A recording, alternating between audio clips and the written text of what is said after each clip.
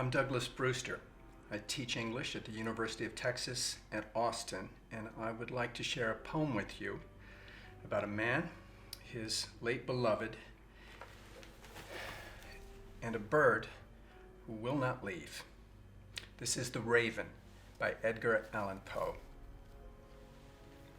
Once, upon a midnight dreary, while I pondered weak and weary over many a quaint and curious volume of forgotten lore, while I nodded, nearly napping, suddenly there came a tapping, as of someone gently rapping at my chamber door.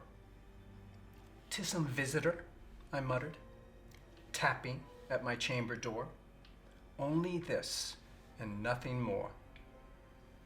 Ah, distinctly I remember it was the bleak December, and each separate dying ember wrought its ghost upon the floor. Eagerly I wished the morrow. Vainly I had sought to borrow from my books surcease of sorrow.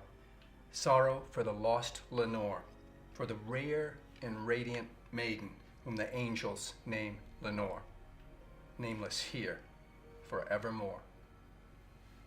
And the silken, sad, uncertain rustling of each purple curtain thrilled me, filled me with fantastic terrors never felt before.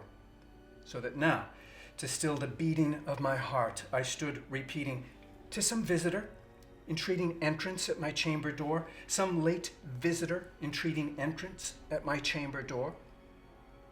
This it is, and nothing more."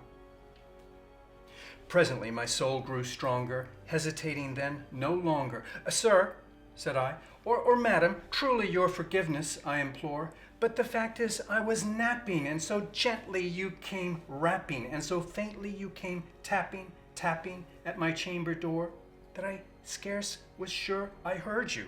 Here I opened wide the door. Darkness there, and nothing more. Deep into that darkness peering, long I stood there wondering, fearing, doubting, dreaming dreams no mortal ever dared to dream before. But the silence was unbroken, and the stillness gave no token, and the only word there spoken was the whispered word, "Lenore." This I whispered, and an echo murmured back the word, "Lenore." Merely this, and nothing more.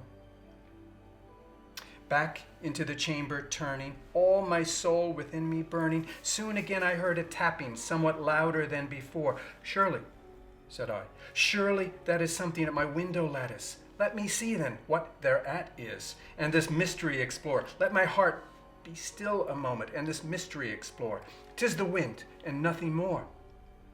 Open here I flung the shutter, when, with many a flirt and flutter, in there stepped a stately raven of the saintly days of yore.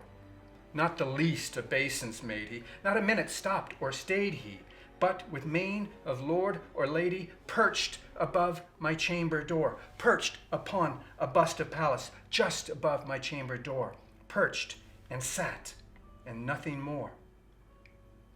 Then this ebony bird beguiling my sad fancy into smiling, by the grave and stern decorum of the countenance it wore.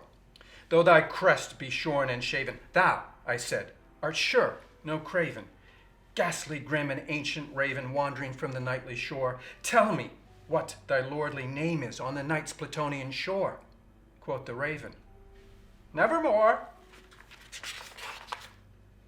Much I marveled, this ungainly fowl to hear discourse so plainly, though its answer little meaning, little relevancy bore. For we cannot help agreeing that no living human being ever yet was blessed with seeing bird above his chamber door, bird or beast upon the sculptured bust above his chambered door, with such a name as Nevermore. But the raven, sitting lonely on the placid bust, spoke only that one word, as if his soul in that one word he did outpour. Nothing farther than he uttered, not a feather than he fluttered, till I scarcely more than muttered, "Other friends have flown before, on the morrow he will leave me, as my hopes have flown before." Then the bird said, "Nevermore."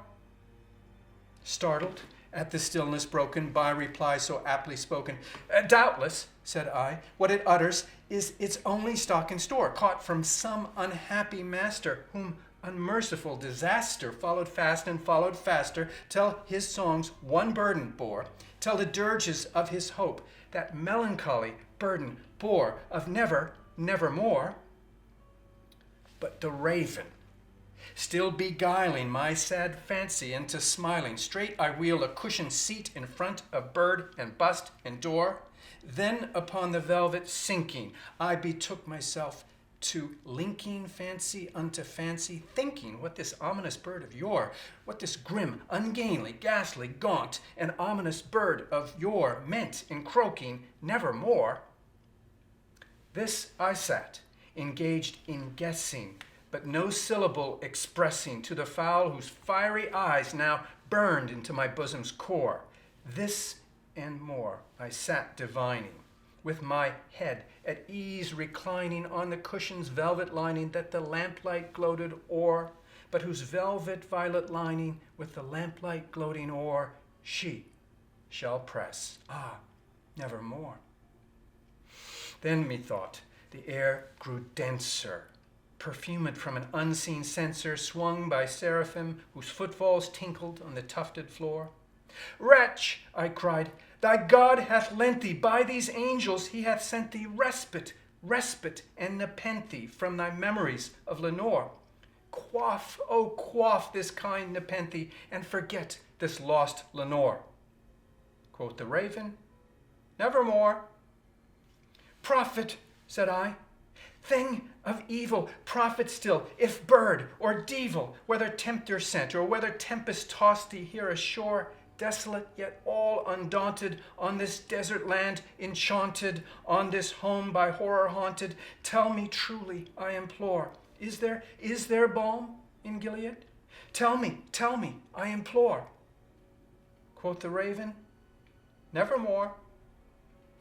Prophet, said I, thing of evil, prophet still, if bird or devil, by that heaven that bends above us, by the God we both adore, tell this soul, with sorrow laden, if within the distant Aden it shall clasp a sainted maiden whom the angels name Lenore, clasp a rare and radiant maiden whom the angels name Lenore. Quoth the raven, nevermore. Be that word our sign of parting, bird or fiend, I shrieked, upstarting. Get thee back into the tempest and the night's Plutonian shore. Leave no black plume as a token of that lie thy soul hath spoken. Leave my loneliness unbroken.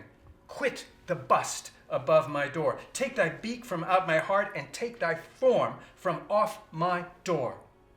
Quoth the raven, nevermore. And the raven, never flitting, still is sitting on the pallid bust of Pallas just above my chamber door. And his eyes have all the seeming of a demon's that is dreaming, and the lamplight o'er him streaming throws his shadow on the floor.